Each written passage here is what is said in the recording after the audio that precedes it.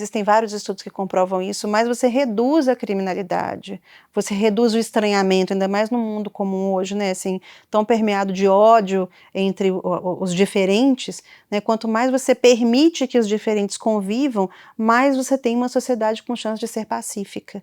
Então a arquitetura hostil é uma das piores coisas que podem ser praticadas, né, nos nossos espaços públicos e semipúblicos. Bom, a arquitetura hostil é todo tipo de intervenção no espaço físico, ele pode ser público ou privado, no qual você permeia aquele espaço de dispositivos que impedem que as pessoas se apropriem, né, da forma como elas gostariam. Então, um exemplo prático que a gente tem são, por exemplo, objetos pontiagudos, metálicos ou não, em áreas de lojas, ou então divisórias em bancos públicos que impedem, por exemplo, que uma pessoa possa se deitar naquele banco. Então a gente tem variações, né, de hostilidade, vamos dizer assim. Mas geralmente são impedimentos físicos em prédios ou espaços públicos que impeçam que as pessoas se apropriem mais livremente daqueles espaços. Hoje em dia é considerado um crime pela Lei Padre Júlio Lancelotti, que foi promulgada em janeiro de 2023. É um projeto de lei antigo, mas ainda é uma lei federal, ou seja, ela não está regulamentada ainda devidamente em todos os municípios, né? Então ela se tornou, quando é uma situação como essa, ela se torna, assim, ela é uma lei?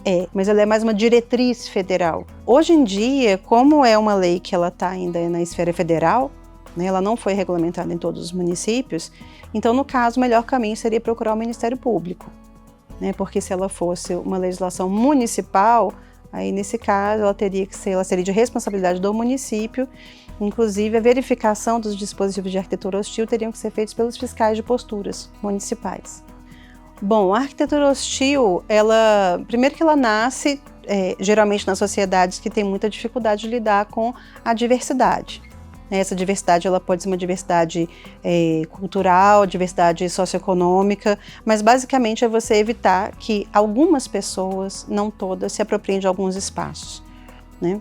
Então, eu acho que o primeiro grande impacto seria justamente você evitar que alguns grupos possam se sentir livres e à vontade de se apropriar de espaços que na grande maioria são públicos, né? Também existe arquitetura hostil em ambientes semipúblicos, mas a maior parte do tempo essa preocupação ela surge nos espaços públicos.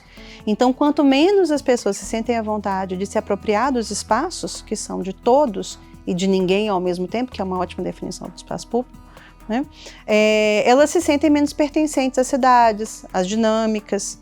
E muitas vezes existe uma preocupação dos gestores tão grande em evitar apropriações indesejadas que eles acabam evitando todo tipo de apropriação. Então, na tentativa de selecionar o público, né, e a forma como ele vai se comportar, se ele vai sentar ou deitar nos bancos, se ele vai se sentar nos degraus ou se ele vai só transitar por eles, esses gestores acabam fazendo com que os espaços tenham pouquíssima vitalidade. E é justamente esse o erro. Ao fazer com que os espaços não tenham vitalidade, esses espaços se tornam cada vez mais suscetíveis a serem ocupados só por alguns tipos de atividades transgressoras, ao invés de serem acolhedores, né, para as atividades mais diversas.